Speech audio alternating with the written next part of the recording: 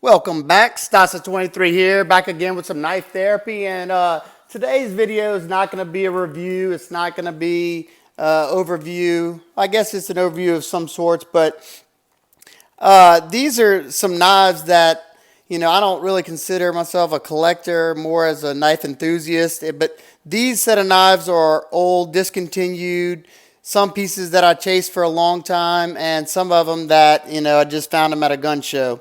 And this first piece, I've been looking for this knife ever since I sold it several years ago. And if anybody have ever tried to get this knife, they know how hard it is to get.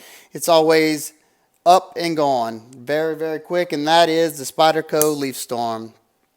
I love this knife. Back whenever I first had this knife, it was, I was trying to get my next knife, so I sold it like an idiot. And I wanted it back ever since, and I'm just going to give you a quick look. It's got S30V steel. It's not the best knife in the world. It's probably one of the thinnest frame locks that Spyderco's ever done. But it's Kevin Wilkins, the one who makes the Wilkins grips. He's a graphic designer, and this is the only collaboration. There's his symbol. I think it's the only collaboration they did with him. Just a simple, small EDC size frame lock. I think this one was done a good bit before the Techno. I think this was their first smaller frame lock that they attempted. And like I said, it's not perfect. It's not my most ergonomic knife in my collection, but it's one that, it will be a user. I will say that. It's got some scratches up here in the front.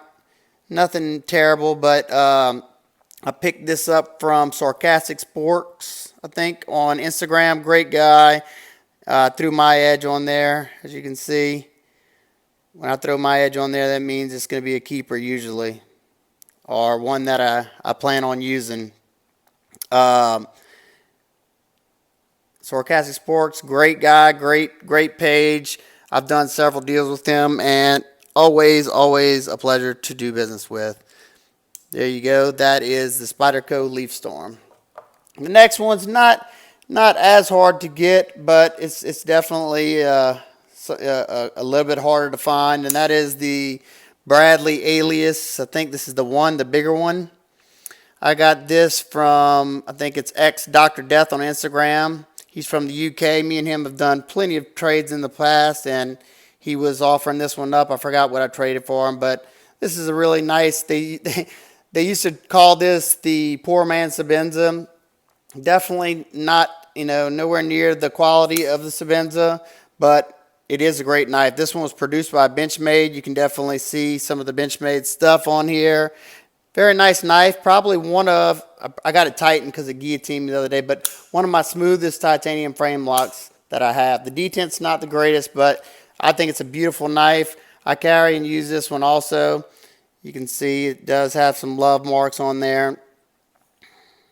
There you go. I think it's got some nice blue standoffs. That's the cues they took from the Sebenza, the blue, And that was, when the Reeve integral lock was popular, they kind of took off on that. So there's your Bradley Alias right there. The next one, now I didn't realize how hard this one and a more rare of a knife this one is. This is the Kershaw Groove in the Tanto. I picked this up at a local gun and knife event in my area, and the guy actually had it both months that I went. Let's see, I think that's, look at that, July of 08, I think that is. Y'all can probably see it better than me. Yeah, July of 08. So this is one that they didn't make a whole lot of as far as my knowledge. I have the drop point of this one, but they said this one is a lot harder to come by. It's not the prettiest knife in the world. It's an R.J. Martin design. Pretty ergonomic. It's not on bearings, but it is super smooth. Rockets out there. And for being as old as it is, it was in fairly good shape. It did have a little rust right there that I had to take care of. But the blade is unmolested, and the edge is still the factory edge. I'm sure whoever owned this before didn't want to try to attempt to sharpen that nasty recurve right there. There you go, R.J. Martin design. Nice knife. Glad to have that one in the collection. Another one, let's see. This one's not that hard to get. I picked this one up from the Apostle P. This is the Random Task 2, I think. It's kind of the version of the leak that they put. I think this was a different variant of the leak in some sort. Instead of the Warncliffe, they did the reverse Tonto on that one. This is a pretty cool knife. It's got some super snappy action on there. It's got that tilted thumb stud, and it just rockets out there. Very nice ergonomics, nice and sharp. There's the model number if anybody is interested. Very well built knife. Like I said, it's an old one. Look, lockup has not changed, and it is rock solid. There's no movement left to right. Pretty cool knife right there. That's the Kershaw, I think, Random Task 2. It's another older Kershaw. I picked this up. It had some problems with it. Picked it up just because it was $5 at my local military surplus store. The tip was gone, so as you can see, I had to do some grinding right there to bring the tip back. What is this one called? I always forget this one.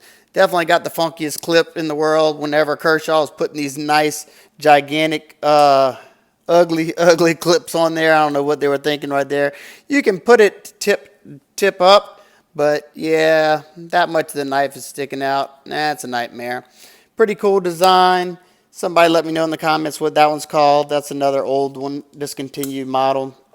Now this is a company that I wish Benchmade wouldn't have squashed them out by buying the company and just dissolving the company. This is the Lone Wolf knives. Let's see if it says the model on there. The Blackfoot Lone Wolf knives. I will say I like plenty of, and made in the USA. I've liked plenty of their designs. This was a nice one. I don't know exactly the time period when this was made, but you can tell it's pretty old because it's tip down only, and you can always tell it's probably in the early 90s, I'd say. Of the construction usually tells you about the period the knife was made. Especially, it's got S30V steel, so it's using good steel. It's got some kind of coated, I don't know what kind of coating that is. Rather thick in the hand, but another cool piece. I get a lot of these from the same vendor at my local gun and knife event by me. This next one, when I associate knives with this company, I don't usually, I don't think of the knives, but it's Rigid Tool Brand. And this is a rather old one. I looked this one up. I forgot. This is in the 90s too, I think. You can tell it's old because it's using the ATS 34, which is not a common steel these days. You have some custom makers that use it. Just a small, give you a size reference with the Leaf Storm. That is a small blade, and it kind of dwarfs. It's dwarfed by the Leaf Storm. So as you can see, it's probably, it's a good 3-finger grip knife, but definitely a cool little piece. The pocket clip leaves a good bit sticking out of your pocket. So I usually put, if I do carry this one, which I don't carry it much, it'll go in the coin pocket. It's even got a little lanyard hole right there. So I don't know if this is something y'all want to see. I just thought I'd show you different side of my collection. Or like I said, this is the ones that I actually will call collecting, not just being a knife enthusiast. This is ones that usually don't go in the pocket, except this one and probably the Bradley. Let's get them all out here right now. See if I can get them all on frame.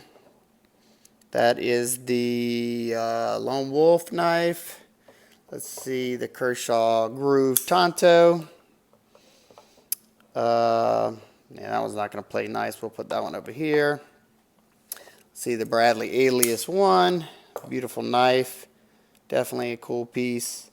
Been having a lot of these for several years now. I'm not going to be able to fit them all out. The Kershaw, I can't remember that one, and the Random Task. If this is something y'all like to see, y'all let me know. I'm always trying to think of new ideas, new things to shoot. Hope everybody's having a wonderful day. And remember, live every day as if it were your last.